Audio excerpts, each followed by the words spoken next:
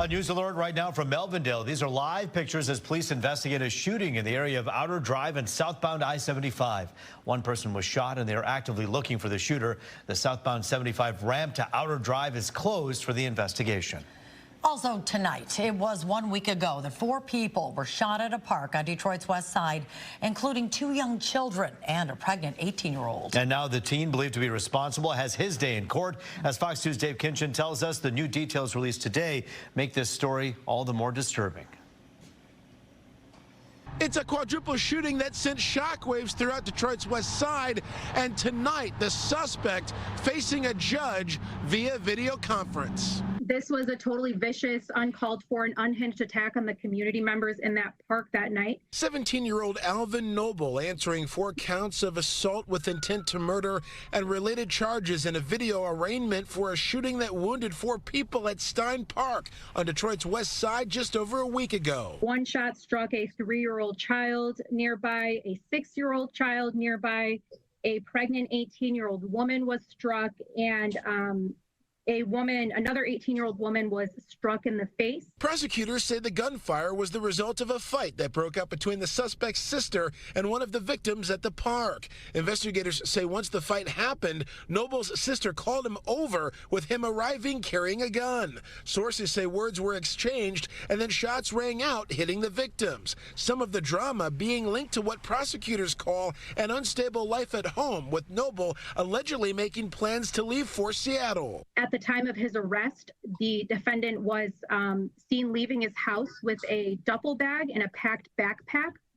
And further, the defendant, who is 17 years old, did admit to unlawfully possessing a firearm for at least 2 years. I'm totally upset about every last bit of it. Detroit community activist Pastor Maurice Hardwick, also known as Pastor Mo, says what happened in this case is all too common, with young people picking up the phone to settle a beef with a gun.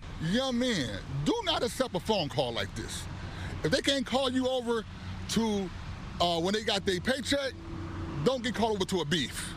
They don't call you over when they're going shopping or when they're going to get a new car. They got a new job lead or a new business. They're calling you over to come over here and slide for the beef and leaving you now in the world of trouble. Prosecutors say 3 of the victims were innocent bystanders who had nothing to do with the beef that sparked the shooting. Police made it clear no one else was in danger that day. I wanted the community to know that no one else is at risk. When you get a quadruple shooting, you get a lot of calls and people saying, what's going on with the arrest? Is anybody in custody? We're told the victims are expected to be okay, at least physically, from this ordeal. The other charge is that Noble's facing 4 counts of assault with intent to do great bodily harm, 1 count of carrying a weapon with unlawful intent, 1 count of carrying a concealed weapon, and 9 counts of felony firearm. His bond was set at $500,000 cash. At Detroit Police Headquarters, Dave Kinchin on The Edge. Well, heightened tensions between Jews and Palestinians lead to a disturbing incident in Oak Park. Police are looking for a man who accosted 2 women outside of a synagogue. "How are you doing today, baby killer?" And then as he drove away, he said, This happened last week outside Congregation Beth Shalom. The rabbi's wife says the suspect followed her in his car while hurling insults at her. The same suspect then threw something at another synagogue member. It's very, very disconcerting and tragic. Very sad. It's more anti-Semitism than I've seen in my entire life. And I'm not young. Oak Park police are looking for this dark Chevy Traverse with a big dent on the passenger side door. So the driver was described as a white man with thick dark hair and a long beard. Well, Ascension continues to struggle after their healthcare system was hit by a cyber attack. And some patients were forced to check out and then get help elsewhere. Fox News' Camille Amiri has an update for us tonight. I don't know what to do. I'm just sitting there. Worried, scared. My wife's scared out of her mind. A cancer survivor, Zachary Lopez, was in the ER at Ascension Providence in Southfield in immense pain when the computer system went down Wednesday. Hospital officials calling it a cybersecurity incident. Thursday night, still working to restore the system. I was getting to the point where I was crying because I was in so much pain.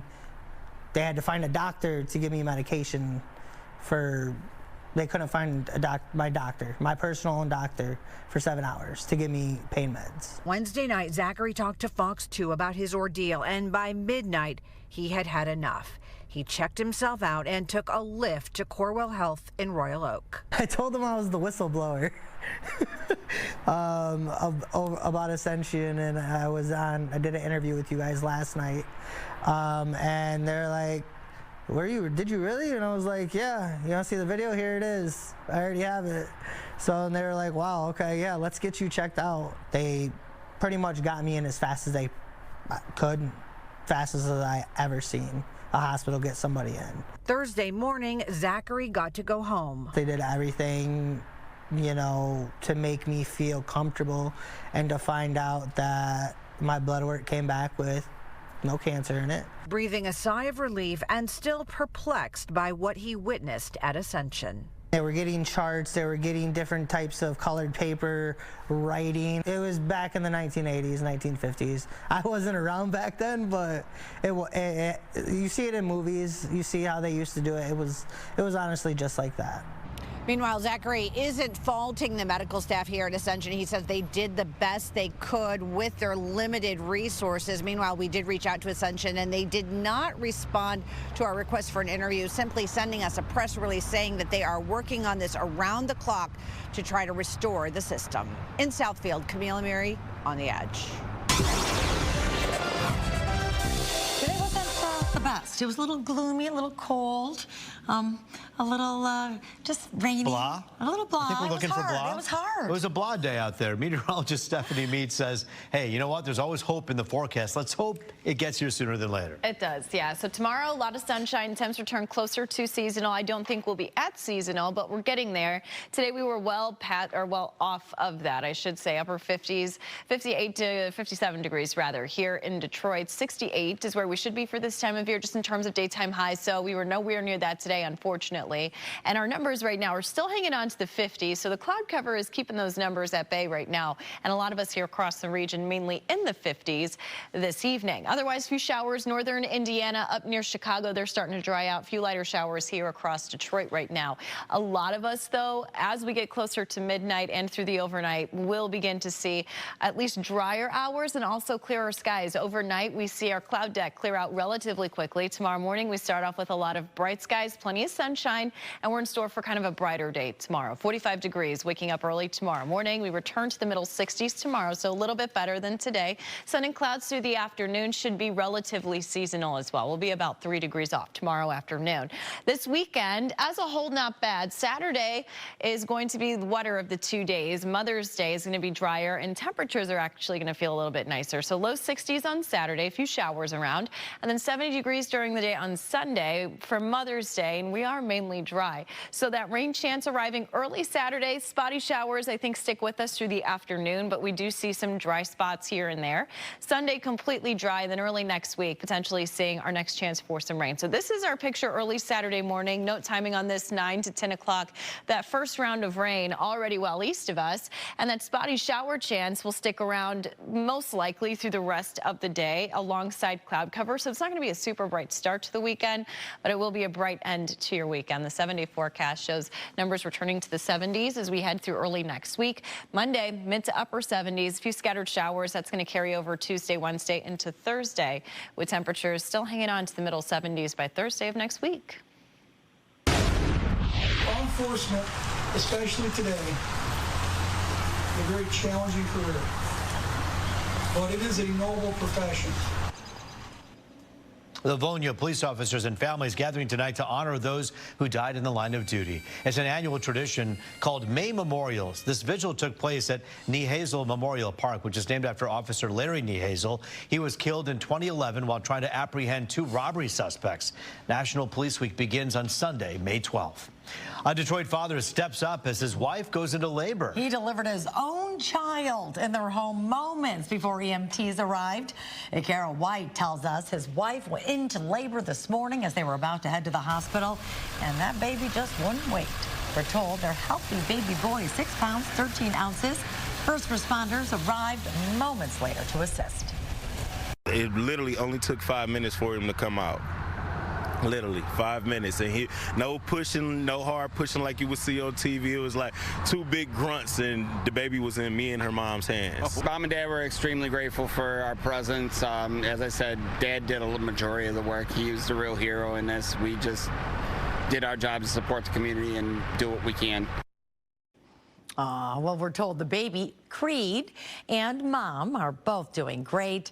Congrats to their family on their healthy baby boy. Great picture, too. He's here today because they did something extraordinary.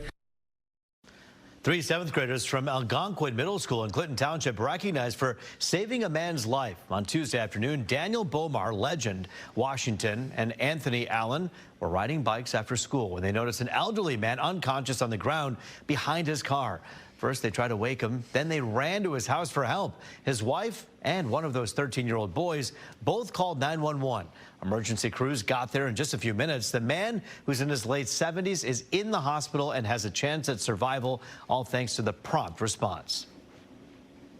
It felt like a dream. It wasn't real, but I snapped back to reality and knocked on the door. It made me feel good about myself, and especially Anthony, legend, because we all did something good on Tuesday. Wow, amazing. The 3 boys will be recognized again at a First Responders Award banquet this fall. What leaders they are already. It's pretty incredible.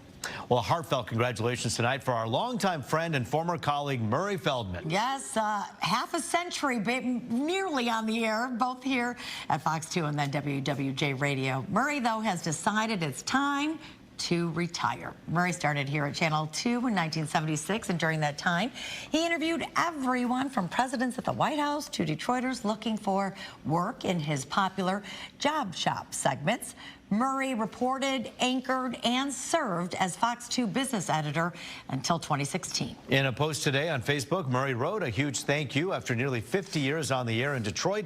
It's time to go. He goes on to say, it's been an honor to serve you as a source for your news and information, and I appreciate you watching and listening for all of these years. Now it's time for my wife, Marla, and me to travel, visit family, and continue to learn new things from our grandchildren who teach us so much whenever we're with them. Congratulations, Murray, though. We hope you enjoy your new, well-deserved chapter.